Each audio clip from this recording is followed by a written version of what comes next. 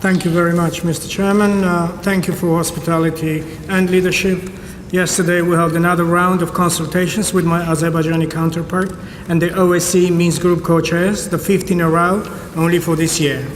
In this respect, I will outline the position of Armenia on the key aspects of the peaceful settlement of the conflict.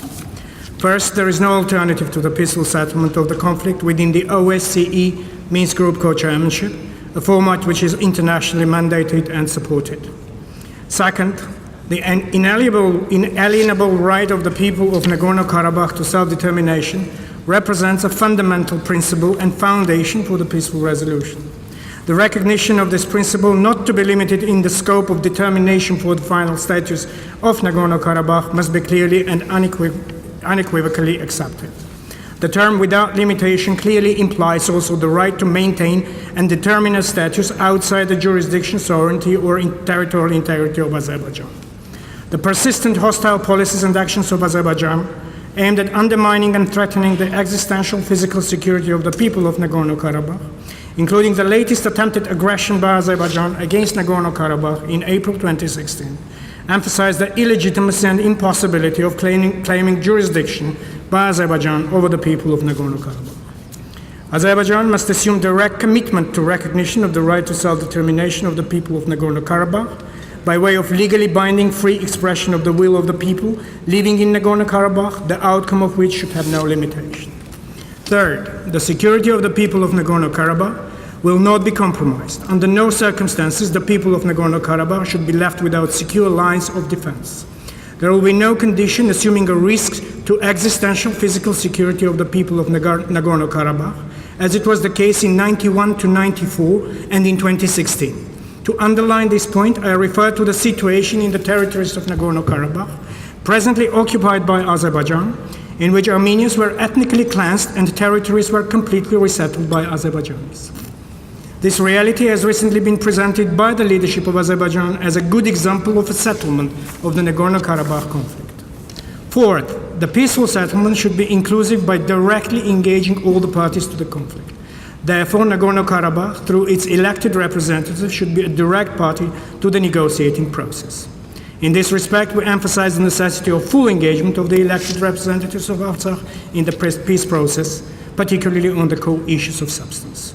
The government of Armenia will never engage in any activities which can violate the right of the people of Nagorno-Karabakh to freely determine their political status or can deprive them of the ownership of this process.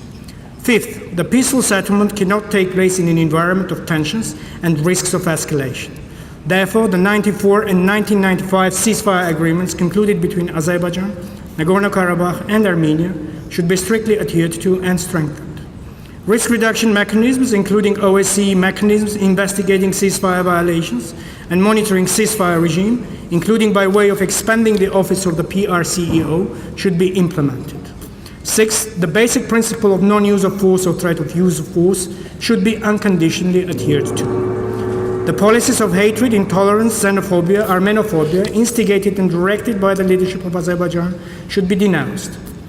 Efforts should be reinforced to prepare populations for peace and to establish an environment conducive to peace.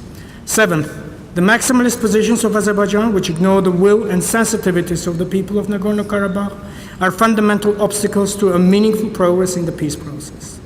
The inability of authorities of Azerbaijan to reciprocate the call for a compromise by Armenia is a point in case.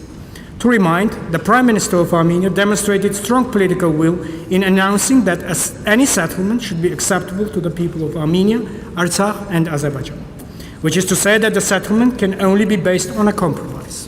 Mr. Chairman, Armenia remains engaged in good faith in the negotiating process and will continue to consistently work towards the peaceful settlement.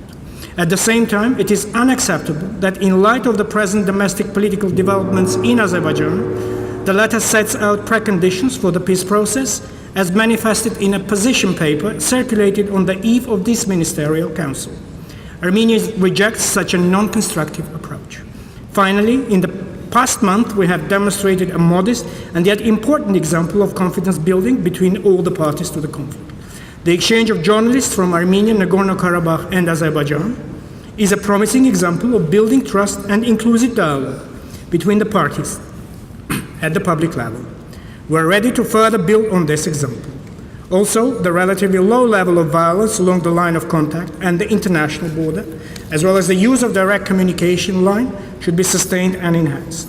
However, we remain seriously concerned that despite these measures, there have been losses and injuries which could have been avoided.